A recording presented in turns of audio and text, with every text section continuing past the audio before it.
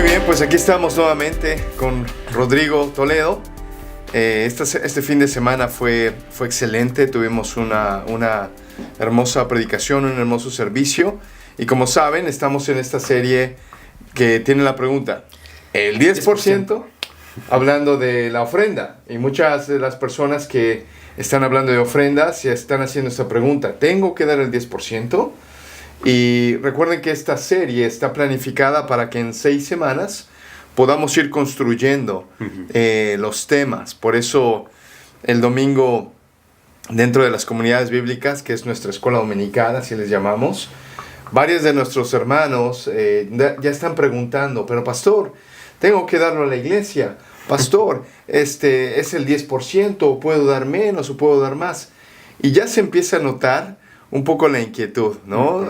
Como que quieren que en un sermón o en 2 podamos darles toda la información o contestar preguntas de forma rápida. Pero no, la verdad es que vamos despacio.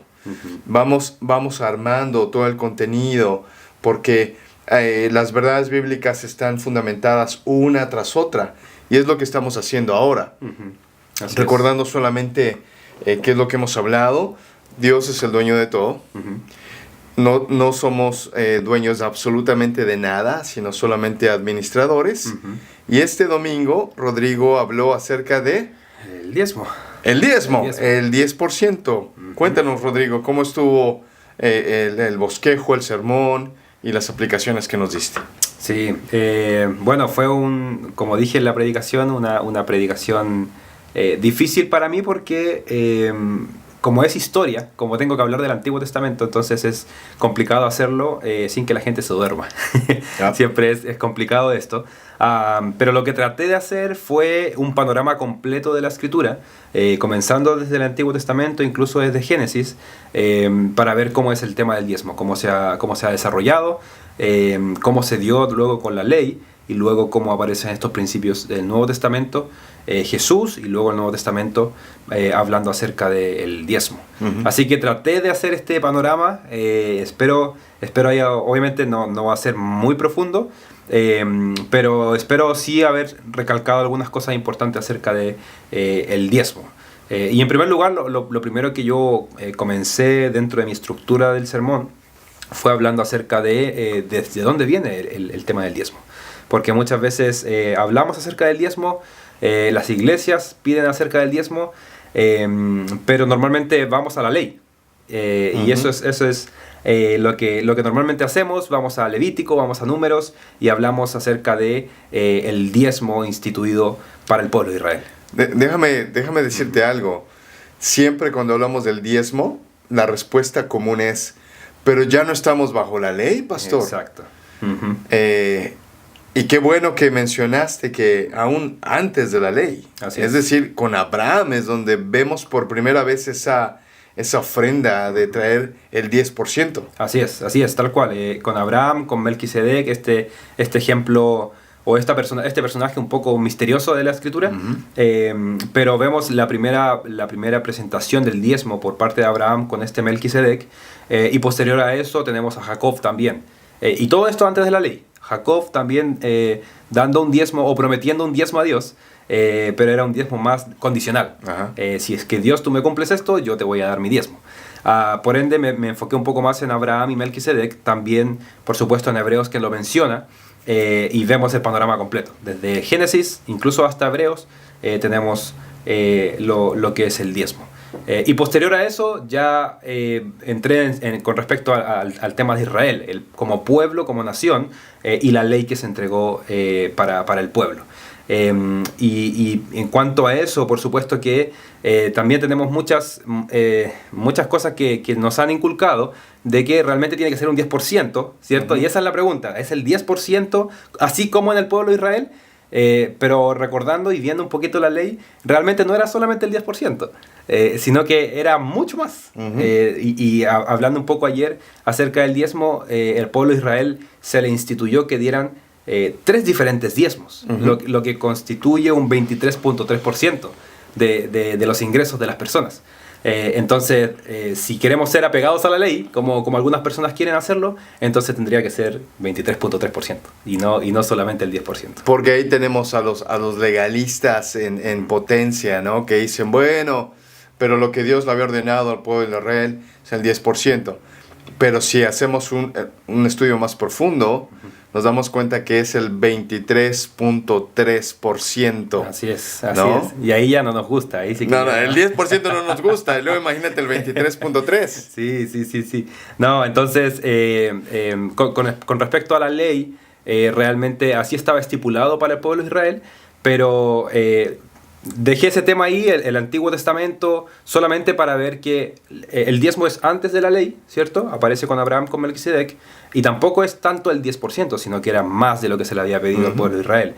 Y luego de eso pasé al tema de Jesús, ¿no? Cómo Jesús abarcó el tema del diezmo. Él lo menciona 2 veces, en 2 casos específicos, cómo también Jesús le da este sentido y empieza a cambiar el sentido de que no es tanto la ley que tiene que ser cumplida, para evitar eso que justamente decía, estas personas legalistas, sino que realmente era algo más del corazón, lo que Jesús estaba atacando. Y ponen los ejemplos de los fariseos, de los escribas, que diezmaban lo tan pequeño que era, pero realmente haciéndolo o dejando de lado las cosas más importantes. Así es. ¿No? Así que vemos que Jesús se enfoca mucho más en el corazón de la persona que estaba dando, más que realmente un monto específico, cumpliendo la ley específicamente, ¿no? como ese 10%. Y por último, finalmente ya, como en todo el Nuevo Testamento también, los principios neotestamentarios que nos dicen, da con generosidad, da con un corazón alegre. Y de nuevo, enfocado en el corazón, no tanto en el 10%, sino que realmente da con un corazón genuino delante del Señor. Así es decir, qué bueno poder ver toda la Escritura. Ofrenda, el 10% nada más, ¿no? Porque la ley, y otros, no, ya no estamos bajo la ley. Bueno, entonces vamos a ver toda la Escritura. Así es. Y el Señor Jesucristo y las cartas a la iglesia hablan de generosidad, de dar más allá de las fuerzas, de dar algunas veces sacrificialmente, que por cierto está dentro de la serie. Vamos a hablar de dar sacrificialmente, qué significa, qué no significa, porque hay quienes lo usan para mal. Exacto. Me gustó algunas ilustraciones que diste, y esta mañana lo estábamos platicando, ¿no? Mientras repasábamos el servicio. Hablabas de que el 10% nunca ha sido un estorbo.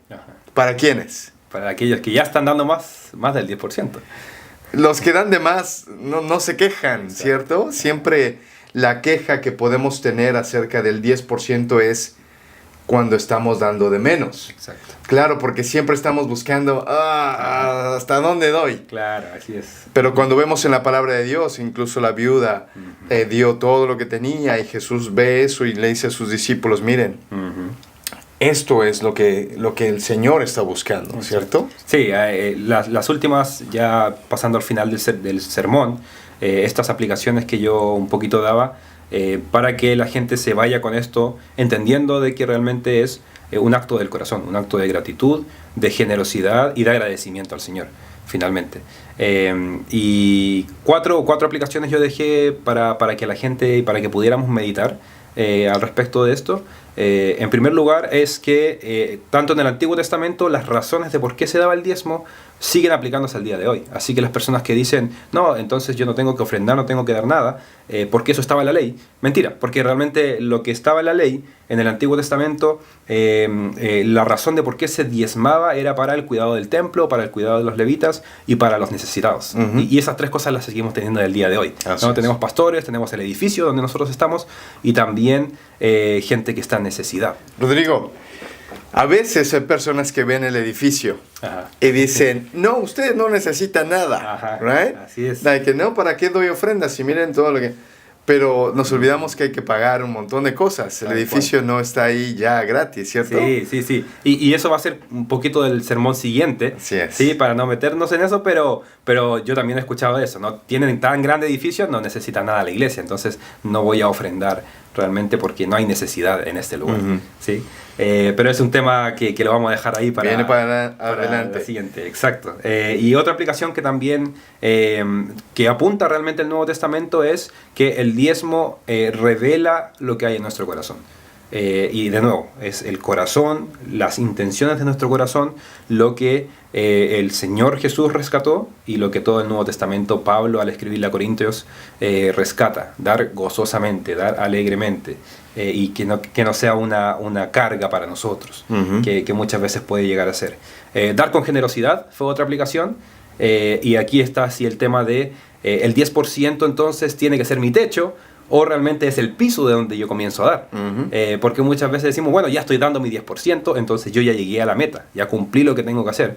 Pero realmente tenemos que ver el 10% como un piso de donde nosotros comenzamos, y de ahí puedo seguir dando con generosidad.